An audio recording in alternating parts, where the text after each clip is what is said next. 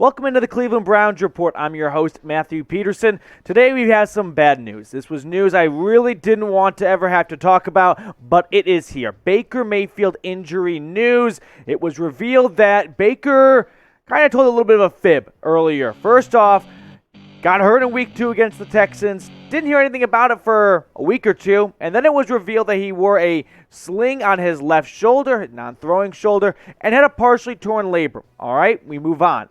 Now it's come out that he has a completely torn labrum. It didn't help when J.J. Watt dragged his ass to the turf in week 6, and he felt worse today than he did, or worse after Sunday's game than he did beforehand. It seems to be piling on. He plans to play on Thursday night against the Broncos. That one's at home. On the bright side, at least you're playing a Denver team that has lost 3 in a row and looks to be in worse shape than the Browns are. He will seek a second opinion on his shoulder, though. It doesn't look like surgery is required at this time, but I'm wondering, is the season over? I mean, that's a major overreaction, and I kind of hate myself for even saying that right now, but do you pack it up? I mean, do you pack it up from the standpoint of this will not be a playoff winning team? Because that's the expectation. It wasn't to make the playoffs. It's to build off of last year, where you won the first game, and now you look to put up 2 playoff wins. I mean, it's not baby steps, but that's the NFL. That's what the Browns were shooting for. And is that out of reach? Is that out of the grasp at this point? We're going to find out. We're going to learn a ton about this team in the next 11 weeks. But here's the big J news from Jake Trotter over at ESPN. Browns at this point do not fear Baker Mayfield's left shoulder injury is season-ending or will require surgery immediately per league source. Still waiting on second opinion, though. That doctor is getting MRI scans today. Still TBD on his status for Thursday night's game versus Denver. So that's what I was talking about earlier. It looks like he's not going to be, the guy's a trooper. I mean, most other quarterbacks would be done. Seriously, it would just be, yep, hang it up, put me on IR. That's the dealio. Not the case for Baker. You gotta give him a lot of credit. And I love that people were chanting his name when he was getting off the field after going down on Sunday against the Cardinals. Baker chants all across First Energy. That's exactly what you want to see. This guy loves the Browns. He loves Cleveland. He loves football. He's laying it all on the field. That could not be more evident. And I just hope that he doesn't need surgery and it isn't season-ending, because this Browns season is done. It's done if Baker is done for the year. So what's your panic level over Baker's injury? Scale for me from 3 to 10. I couldn't even get you a 1. That's impossible at this point. It has to start at a 3, because without Baker, here's what it looks like. You have Case Keenum and Nick Mullins, who's on the practice squad. The Browns also had some more corresponding moves, which we'll get to in a moment, revolving around Jeremiah Owusu-Koramoah and Kareem Hunt. But Case Keenum, here's your veteran backup. He's in his 10th season in the NFL. He's bounced around. He's had some great moments. Remember the Minneapolis Miracle with Stephon Diggs? Keenum was the guy that threw that ball. Kind of forget about that season from Keenum. Kind of a flash-in-the-pan kind of guy. 62 career starts under his belt, 27-35. Last time as a starting quarterback, he was with Washington in 2019. Week 17 was that final start. In 10 starts that season, he went 2-8. So as of lately, it hasn't been good for Keenum, and that's why he's a backup. And he's not even in a franchise or a team that would want to have a competing backup. No, he is a reserved, highly paid, probably a little overpaid. I think he's making like $6 million. If you watch the preseason, if you remember it, Keenum didn't look all that great. He really didn't, honestly. But when you pay him $6 million, you eat that money and you keep him on the roster, and you just pray that you never have to play him. Because if you have to play him, you're kind of screwed. I don't have a ton of faith in this guy. But do you have faith in Case Keenum? Let me know Y for yes or N for no down in the comment section. He's had good moments. Don't get me wrong. He's got plenty of career starts. I don't know if, let's say, Baker has to miss 6 games. Can Keenum go 3-3? Which the Browns really can't afford, but luckily, the bottom of the AFC standings right now, or playoff picture, isn't good. The Browns at 3-3 are just behind, guess who? The Broncos, who are in 7th right now if the playoffs were to start today. So a win on Thursday puts the Browns probably in the playoff picture at the moment. 3-3 maybe gets it done. Let me know in the comments section what you're thinking. Speaking of Thursday Night Football, though, I'm not going to stand up here and tell you to bet on the Browns. I don't know what Thursday Night Football is going to look like, but I know you can bet on them over at BetUS, and they give you a 125% deposit bonus. So check them out, chatsports.com/bet, promo code Browns125. Personally, I haven't looked at the lines for this game yet, but whatever the under is, I'm taking it.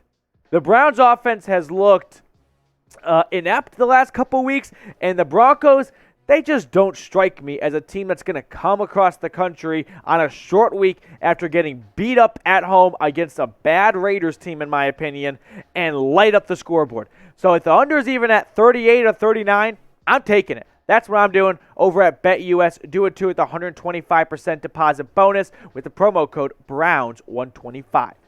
In other Browns injury news, because just when you think it can't get worse, it can. And this isn't breaking news, but Tom Pelissero confirms what we've all been waiting to hear and expecting. John Kelly has been signed to the active roster after placing Kareem Hunt on IR, along with JOK, who's out with that ankle injury. Once again, my brain still hasn't fully comprehended that IR isn't as scary as it used to be. 3 weeks for both of them. The hope is that they'll be back in 3 weeks. We'll get the schedule in a moment, but it's always an ideal situation. Probably going to be more than 3 weeks. It's hard to say. When Hunt got carted off, it didn't look like it would just be a 3-week blimp. He looked pretty broken down. But if it is just going to be 3 weeks, here's what the Browns' upcoming schedule looks like.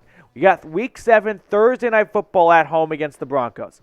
Then you follow that up a game with a home game against a unpredictable Steelers team who's won 2 in a row.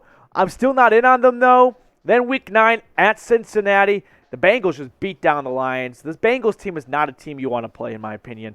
They're that kind of team. They're going to be we think we can win, but we wouldn't be shocked if we lose. Patriots, first off, the NFL is any given Sunday. We're talking about Week 10. A lot can change over the next 3 games. So now we're just kind of looking at it on the surface. Week 11, at least you get kind of a break here. You play the Lions at home.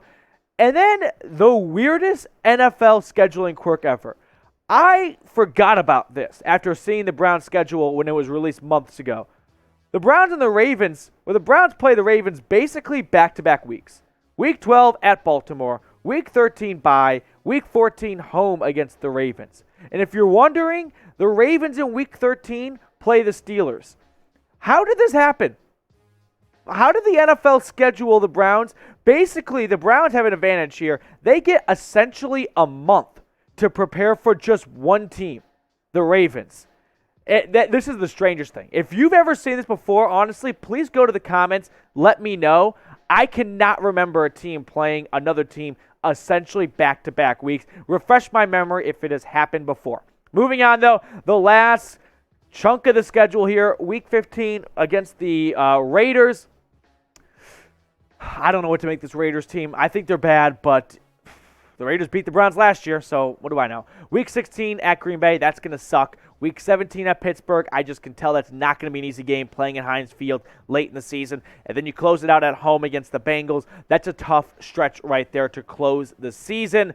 But that's what's on tap for the Browns going forward. It's not a favorable schedule. It just isn't. You don't have a ton of games. Like you have one game against the Lions. You don't have that more gimmies against the Jags, against the Jets, against the Giants. You just don't. You have a lot of good football teams coming up. So the Browns, who were very tough last year, they dealt with injuries last year, and they pulled out a bunch of wins.